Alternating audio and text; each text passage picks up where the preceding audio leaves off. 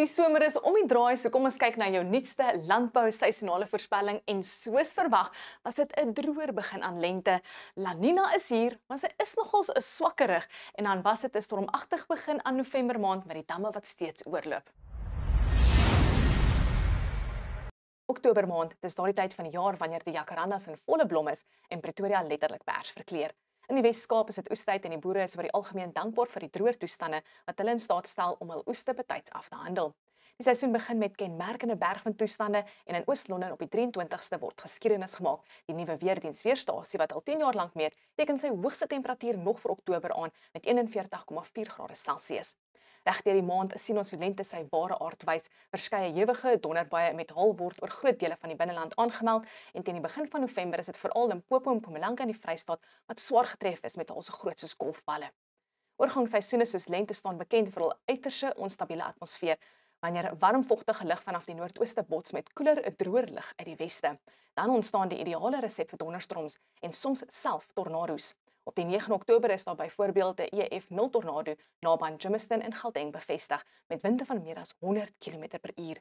Teen die einde van Oktober draai die weer nat met swaar reën oor die sentrale en noordooste en 'n boer naby aan Wesselbron, Oom Lourens, het byna 100 mm in 24 uur gemeet en in Frankfurt is daar selfs oorstromings aangemeld.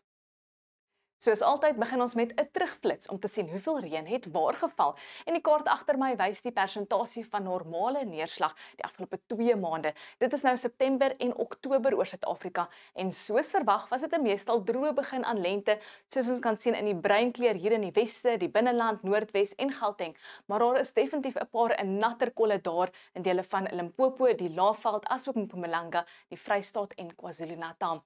Maar die area wat ons die meeste oor bekommer is dele van die Karoo, die Klein Karoo en veral die Suid-Kaap. Dit is droog daar en hierdie kaart wys nou die persentasie van normale neerslag van Mei tot Oktober en dit wys die kritieke situasie en die damvlakke weerspieël dit.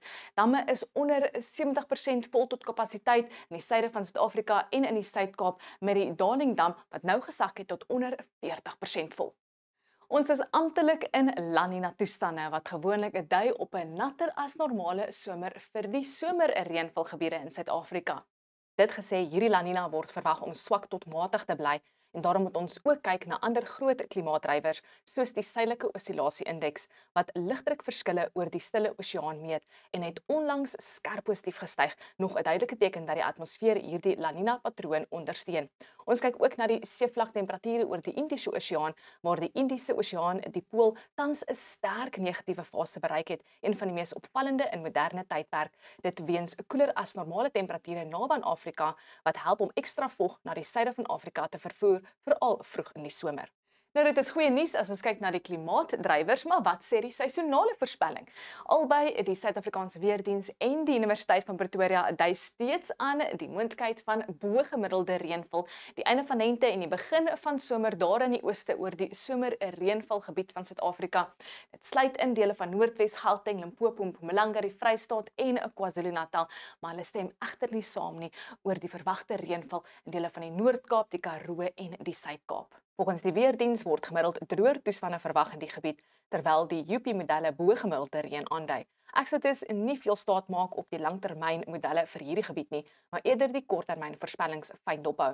Wat temperature betref, is daar ook nie groot ooreenstemming tussen die twee voorspellings nie. Die enigste gebied waar hulle saamstem is oor die Wes-Kaap waar warmer toestande verwag word. Dit gaan gewoonlik gepaard met winderige toestande, 'n hoë brandgevaar wat geboere en gemeenskappe asseblief in ag moet neem. Ons eindig met ons moontlike weeklikse reënvalafwykings oor Suid-Afrika en soos ons klaar ervaar het, dit is 'n nat begin aan November maand, soos trog versterk oor die weste en bring reën weer vir dele van die Noord-Kaap, Noordwes, Gauteng en Limpopo met nog reën en donderbuie in die voorspelling die volgende paar dae in die gebiede, maar droër toestande vir KwaZulu-Natal. Dit sluit in ongelukkig die Suid-Kaap en daai suid-suidooster wat lastig gaan waai langs die kus van die Wes-Kaap.